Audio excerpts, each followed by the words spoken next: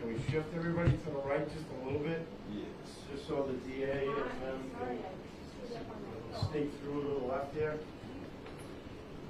Yep. I don't want them knocking over a tripod.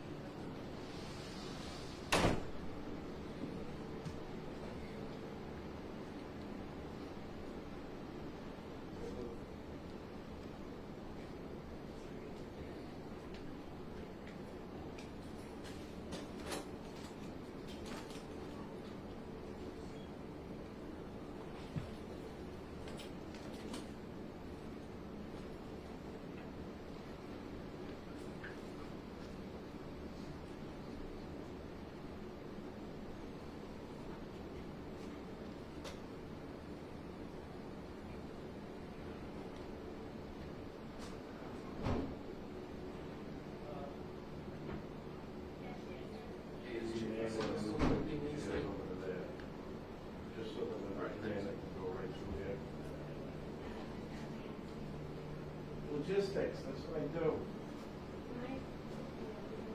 Yeah.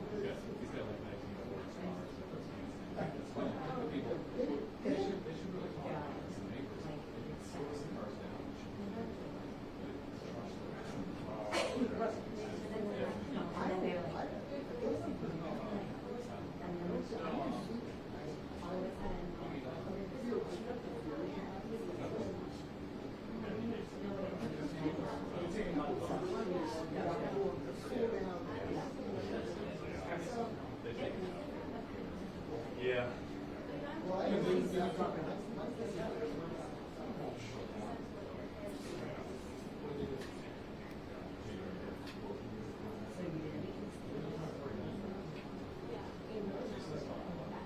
I think it was great.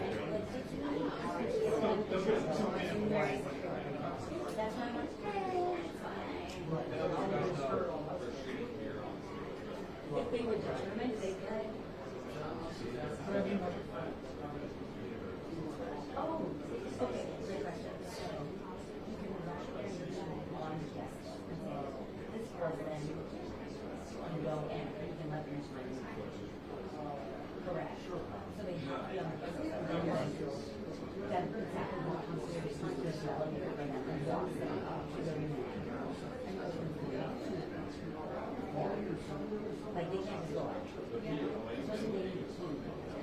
So like go up.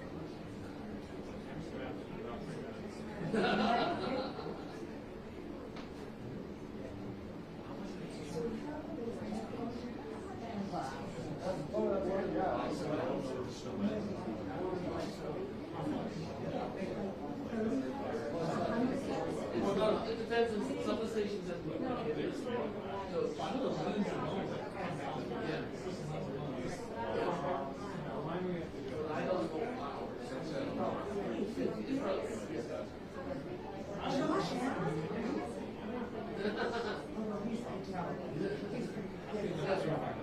maybe it's on average 30 to 50. I'm gonna be, Yeah. this is work. Yeah, which is why it's like, it's all very, very expensive. Oh, yeah. Maybe that will be the kind of most, it's just, not to mention like the, Yeah. All the micro stuff, totally. yeah, or right now. I thought it was on there. Oh. So we drove from Walton to? Yeah. Oh, got it. Yeah. Oh, the ones that you do,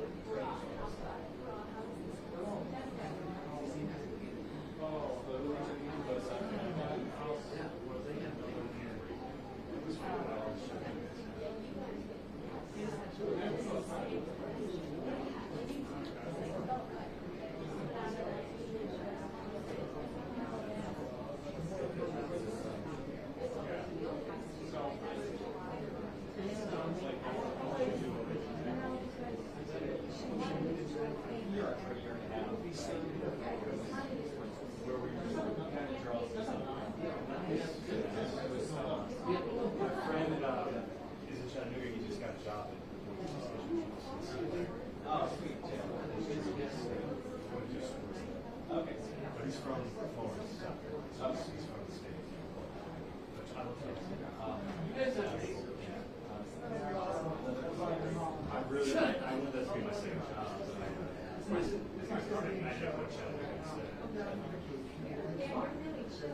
know what think about it. Yeah, one less thing for you to worry about, but that kind of people that live on the 11th.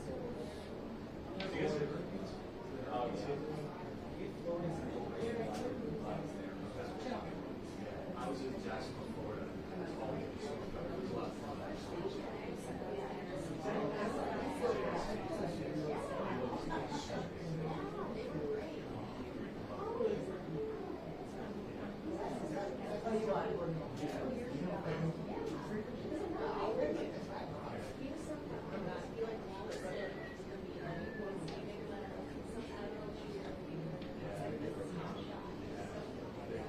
He was a kid when he started there. He was like, you got in college.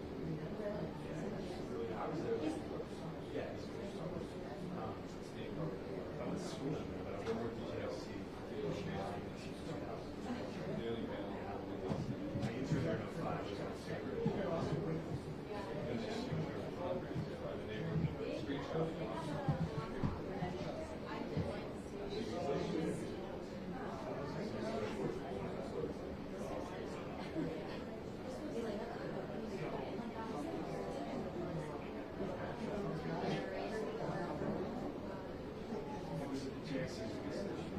So you met?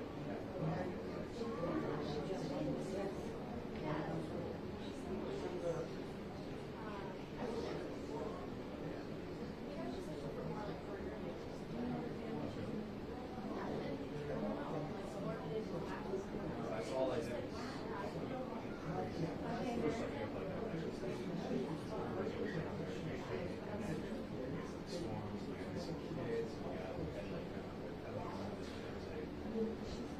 Pastors, because we're in the bond. I was an national supreme.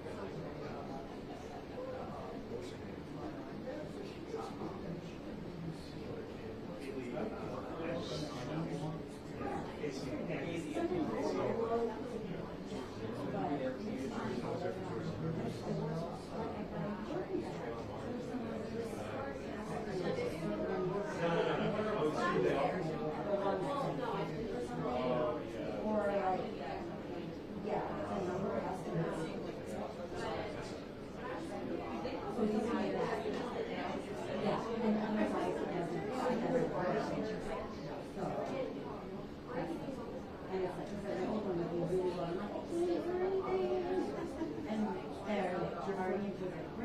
name?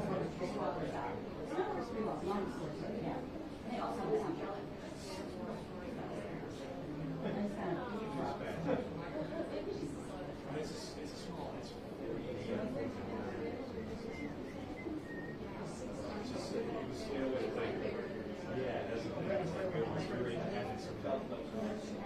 We always seem All like. right, everyone, they're coming down.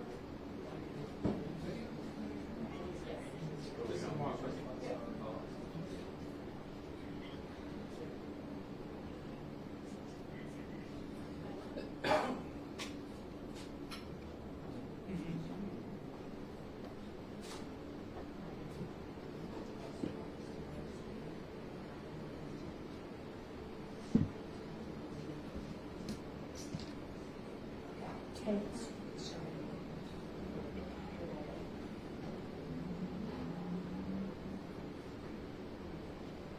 It's gonna start about 5.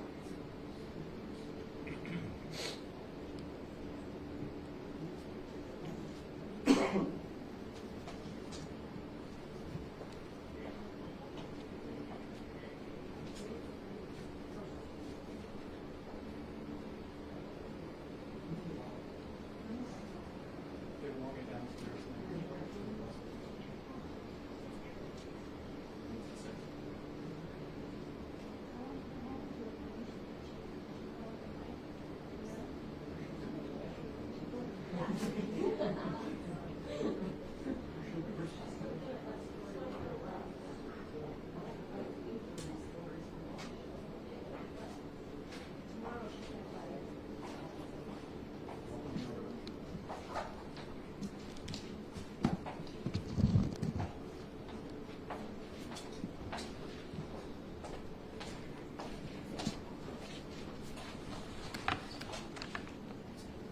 Good evening.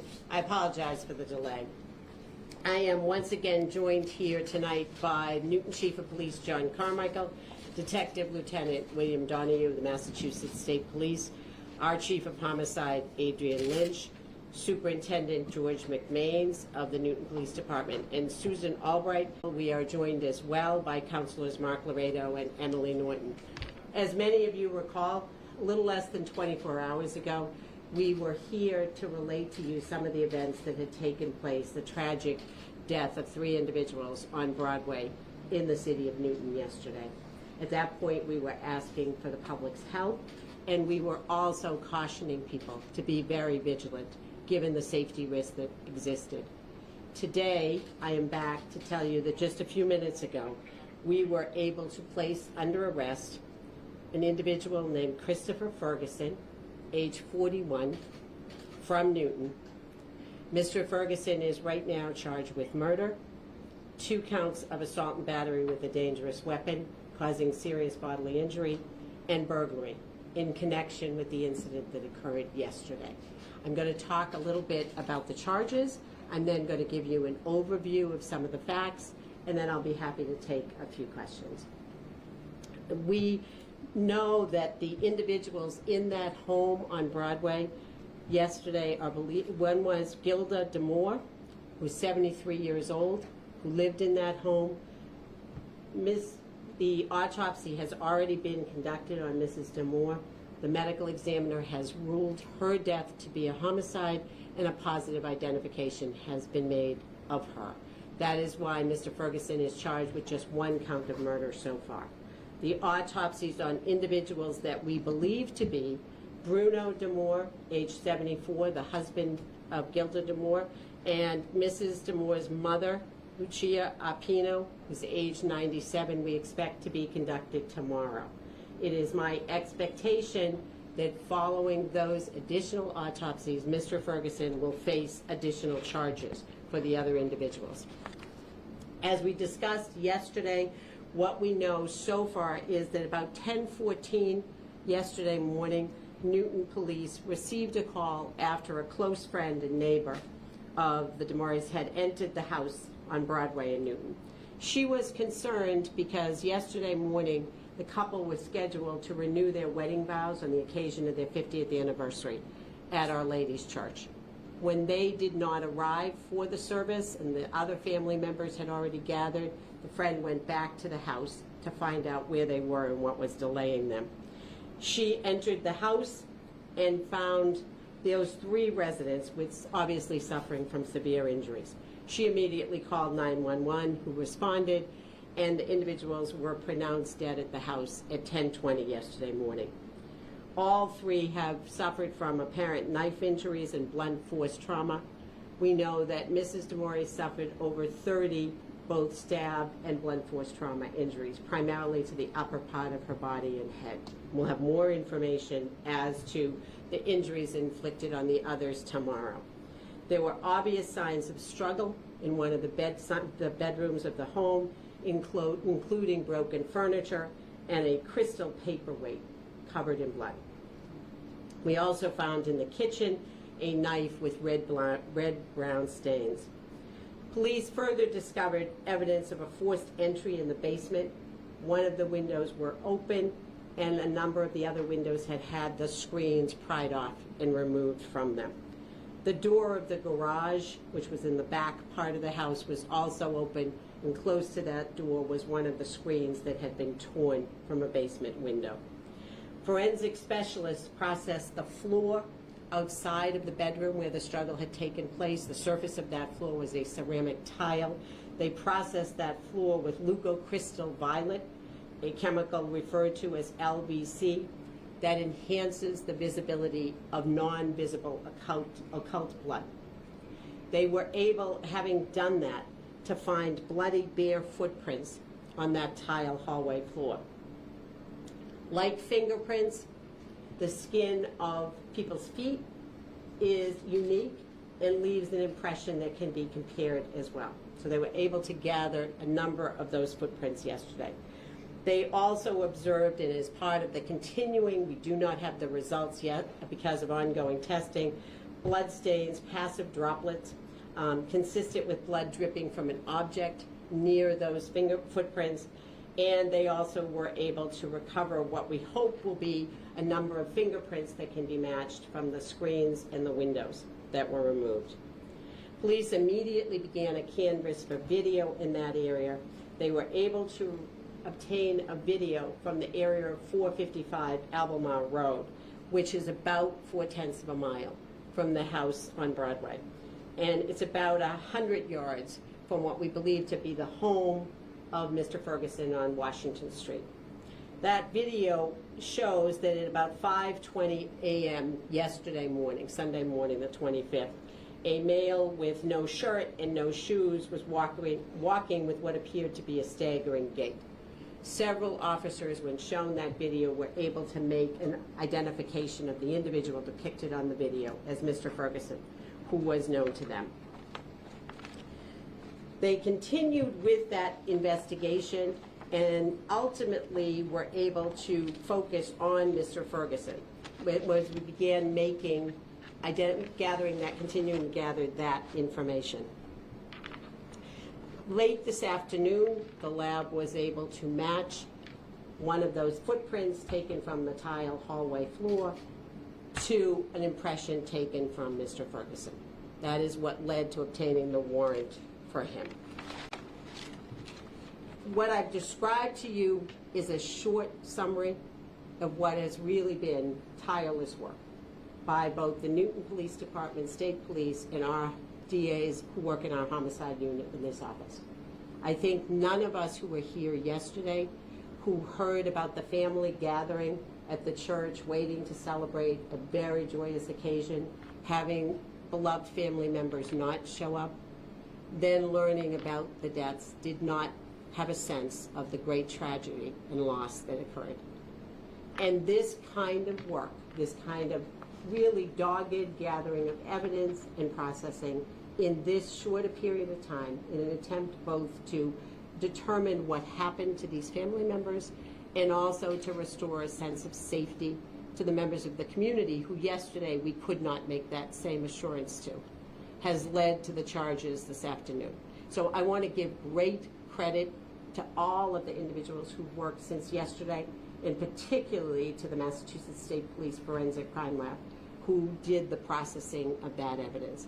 As I indicated, it is my expectation that tomorrow we will have additional information regarding the injuries sustained by the other victims. I do anticipate additional charges. At this time, we know of no established connection between the family members and Mr. Ferguson. And I also point out that although the family is incredibly grateful for the support they have received from this community, which has been their home all of their lives. They are asking for privacy in these difficult days as they deal with the news of what has happened and prepare burial services for their family members. I want to thank the members of this community who showed great patience in the aftermath of this incident as we work to determine what had happened. We're also very thankful to the residents of both the Nonantum and Newtonville neighborhoods who spoke freely and were incredibly helpful to the investigators, both in terms of the work that was being done yesterday in a very hot and stormy day, and who also were useful in checking all of the video that they might have had and making available to us video that had been gathered. This was a careful, thoughtful, and relentless investigation, and it required the collaboration of multiple agencies. Typically, when we are in a situation where we are responding to this kind of tragedy, we are also joined by Mayor Ruth Ann Fuller. Although she cannot be here in person, she did ask that I convey, again, both her sympathy to the family as well as her gratitude to the community of Newton for once again coming together and helping us in dealing with this situation, and as well as express the great pride she has in the public safety agencies here who accomplished this work in such a short period of time. I am going to turn it over to the chief to talk a little bit about the police response. We'll then hear from President Albright, and then I'll be happy to take a few questions.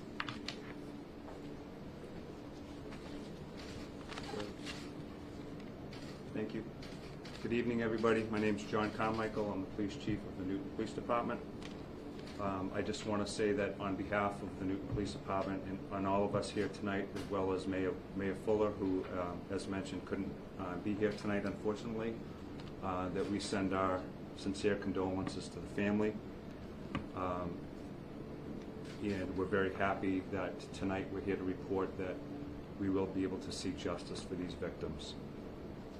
I believe that our neighborhoods are safer tonight here in Newton because of the hard work and dedication that has been exhibited by members of the Newton Police Department, the District Attorney's Office, as well as the Massachusetts State Police.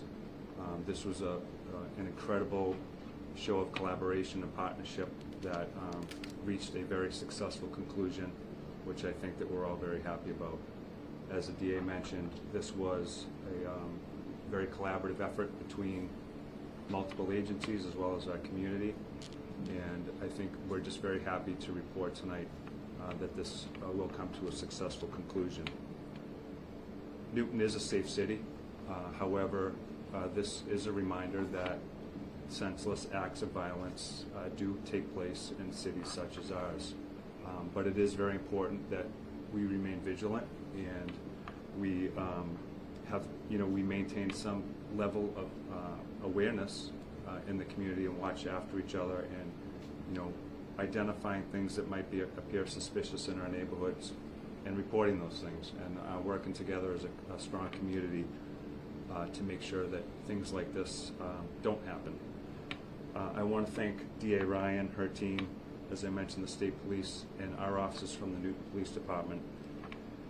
They, regardless of each role that each individual played, every single role was vital, whether it was our Community Services Bureau helping us set up tents down there so that we could stay out of the heat and the rain, to our dispatchers fielding many calls that were flooding into the police station, all of the officers that guarded the crime scene tape.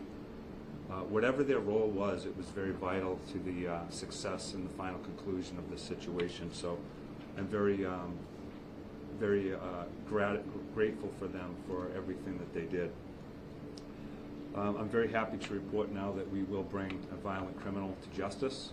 We will seek justice for the victims and hopefully provide at least a little bit of solace for this family, following just such a senseless act of violence. As I've mentioned, I've seen some exceptional police work, some exceptional teamwork and partnerships and collaboration, and I'm very grateful as a chief to have been a part of this whole investigation and final conclusion. As I also want to mention something that's very important. on Wednesday evening at the Horace Mann Elementary School. It'll be in the auditorium, 225 Nevada Street.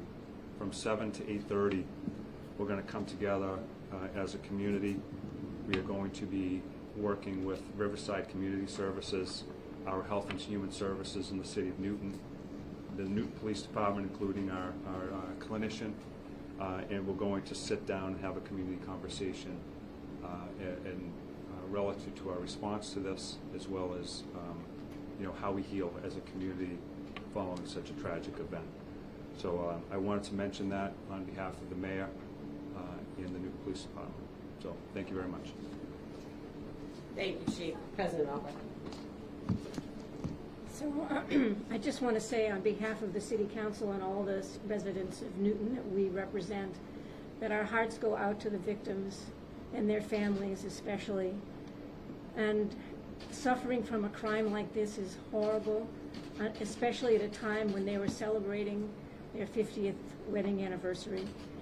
I also want to thank all those in law enforcement that brought this to a hasty conclusion.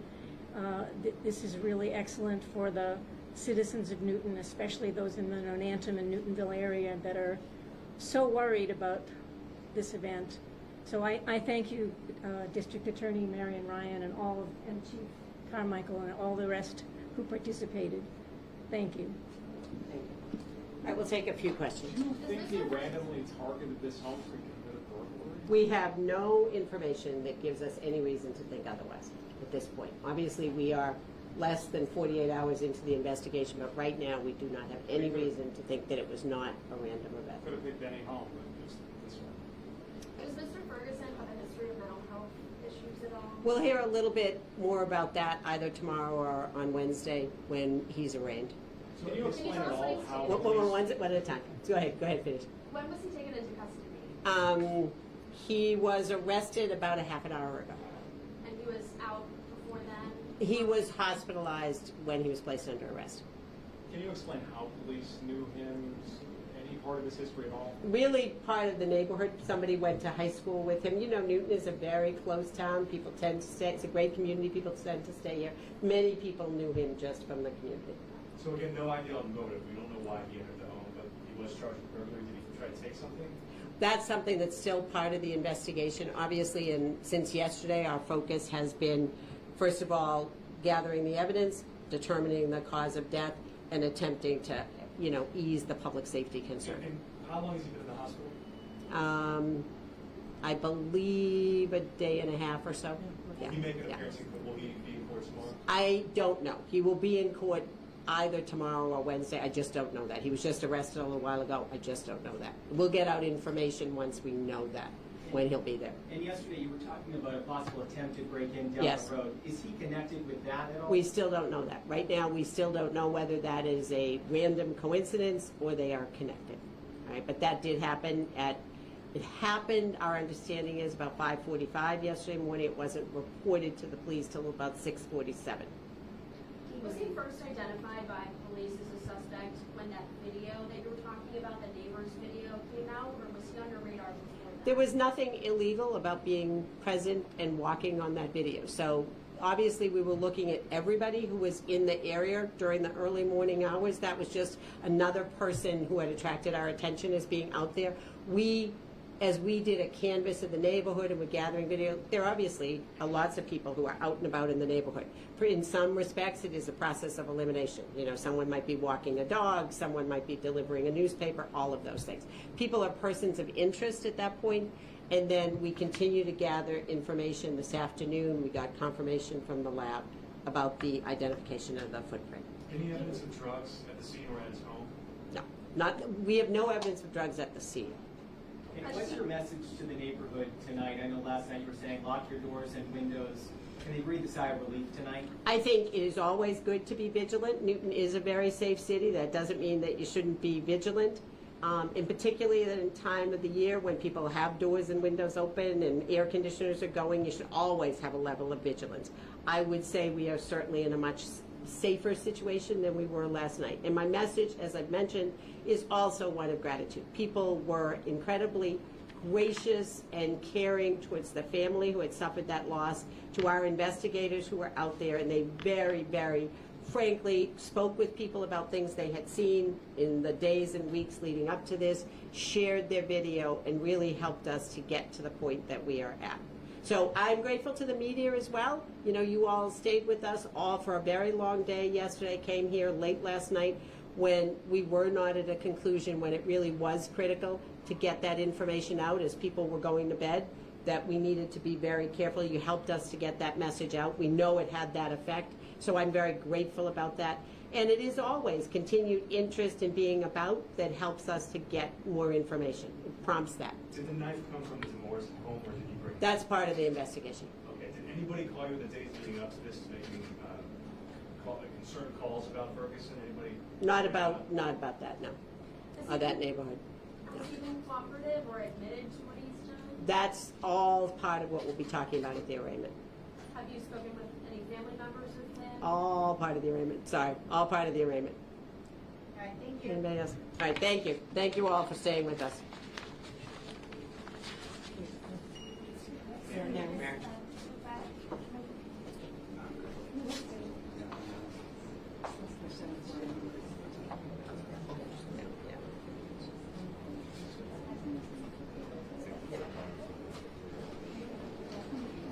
Chief, and Albright, if you want to come right up this way, thank you.